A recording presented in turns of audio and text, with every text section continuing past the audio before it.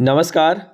राजस्थान में 2022 से यानी कि अप्रैल 2022 से ओपीएस ओल्ड पेंशन स्कीम को लागू कर दिया गया। ओपीएस लागू होने के बाद में एनपीएस की जो कटौती है उसे रोक दिया गया।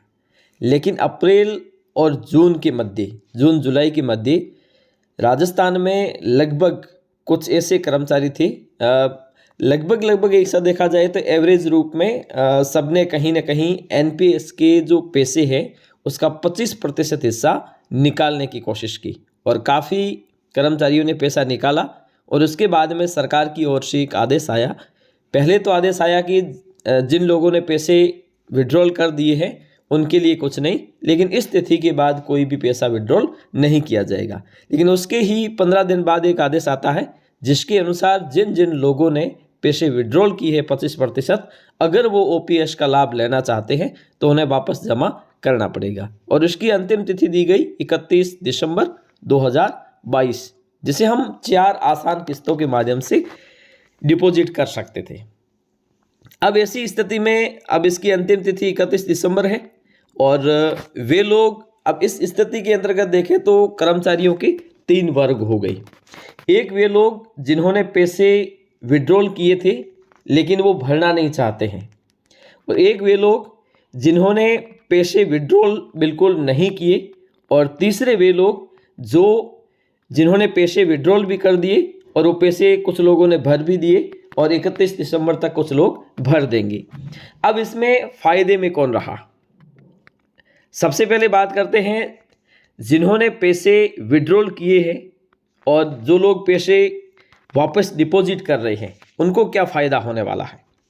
अब जैसे मान के चलिए कि एक ऐसा कर्मचारी जिसने एनपीएस का पैसा विड्रॉल किया है तो उसको फ़ायदा क्या हुआ?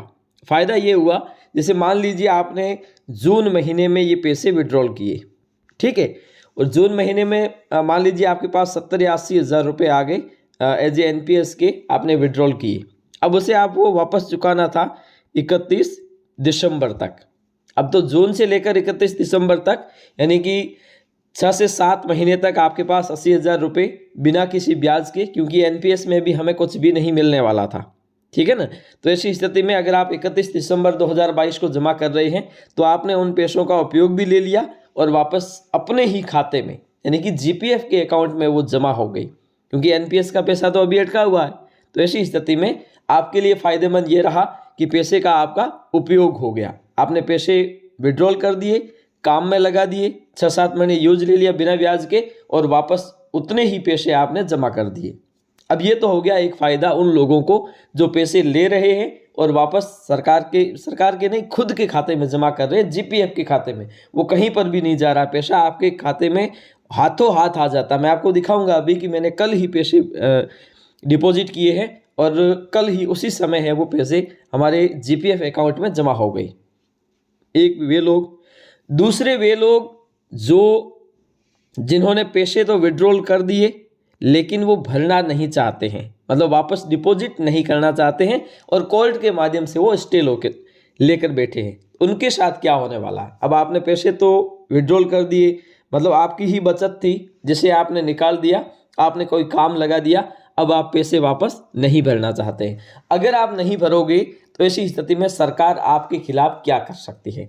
अगर आदेश के अनुसार देखें तब तो ऐसा है कि सरकार ये कहती है कि अगर कोई कर्मचारी एनपीएस का पैसा जिसने विड्रॉल किया है और वो वापस डिपॉजिट नहीं करेगा तो ऐसी स्थिति में उसे ओपीएस का लाभ नहीं दिया जाएगा। अब धरातल स्तर पर देखा जाए तो ये लागू हो या ना हो, लेकिन अंततः आपको पैसे तो डिपॉजिट करने ही पड़ेंगे। कोर्ट के माध्यम से, स्टे के माध्यम से हम कुछ अवधि को बढ़वा सकते हैं, लेकिन सरकारी आदेश के अनुसार उस पैसों को हमें डिपॉजिट करना ही पड़ेगा, अंततः करना ही पड़ेगा। अब दरअसल अगर आप पैसे नहीं जमा करते हैं तो आपकी ही सेविंग कम होगी।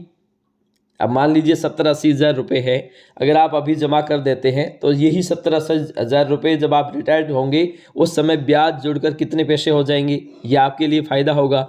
अब जो पैसे आप अपने पास रख रहे हो तो एनपीएस से भी आपने निकाल दिया और जीपीएफ में जमा नहीं कर रहे हैं, तो सीधे तौर पर नुकसान ये हो रहा है कि हमारा जो सेविंग्स है वो कम हो रही है। बाकी हो सकता है कि आपको वर्तमान में इसका लाभ मिल रहा हो कि कहीं पैसों की व्यवस्था ना हो पा रही हो, तो ऐसी स्थिति में हो सकता है। लेकिन सरकारी आदेश के अनुसार देखा जाए तो इन पैसों को हमें 31 दिसंबर तक जमा करना चाहिए, क्योंकि राजस्थान सरकार की ओर से ओपीएस व्यवस्था लागू की गई है। तो ऐसी स्थिति में अगर आप जमा नहीं करते हैं तो कहीं ना कहीं हो सकता है कि इस पर भी आपका प्रभाव पड़े। अब तीसरे प्रकार के वे लोग जिन्होंने एनपीएस का पैसा जमा जो पैसा था उसे विड्रॉल नहीं किया। विड्रॉल नहीं करने वालों को नुकसान क्या हुआ, क्योंकि एनपीएस में जो आपका पैसा जमा है उस पर ना तो कोई ब्याज मिल रहा है, ना ही कोई किसी प्रकार का, हमें ये भी पता नहीं है कि रिटायरमेंट के समय या फिर जहाँ पे एनपीएस व्यवस्था अब भी लागू है तो वहाँ पर रिटायरमेंट के समय हमें क्या मिलने वाला वो भी हमें कोई श्योरिटी नहीं है, क्योंकि ये सारा पैसा है वो शेयर बाजार के अनुसार चलता है। और आपने अगर पैसे विड्रॉल नहीं किए हैं तो ऐसी स्थिति में आपको आपने एक प्रकार से देखा जाए तो हमने तो हमारे ही पैसे एनपीएस से निकालकर जीपीएफ में सुरक्षित रख लिए, क्योंकि वो जीपीएफ 2004 के खाते में आ गई। हाँ, कोई कारणवश नहीं कर पा रहा हो या नहीं कर पाया हो तो उनके लिए कोई ऐसी मोटी समस्या नहीं होने वाली है। लेकिन ये ज़रूर है कि हमारा ही पैसा था, हमने 6 महीने यूज ले लिया और अब है वो जीपीएफ के खाते में जमा कर दिया।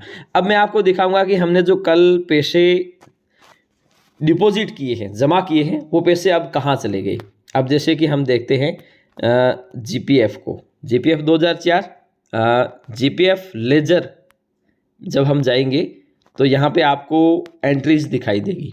तो हमने कल ही जमा किए थे, हमने आपको कल वीडियो में भी दिखाया था कि ये पैसे है वो अब 59,588 रुपये दिसंबर महीने में, यानी कि कल ही डिपॉजिट हो गए हैं और ये राशि बढ़कर अब है वो 75,630 हो गई है जीपीएफ में जमा राशि। ठीक है, तो इस प्रकार से आप भी अगर अपने पैसे वापस जमा करते हैं तो हाथों हाथ आपके खाते में, यानी कि जीपीएफ 2004 के अकाउंट में आपके आ जाते हैं। तो आपके लिए फ़ायदा है।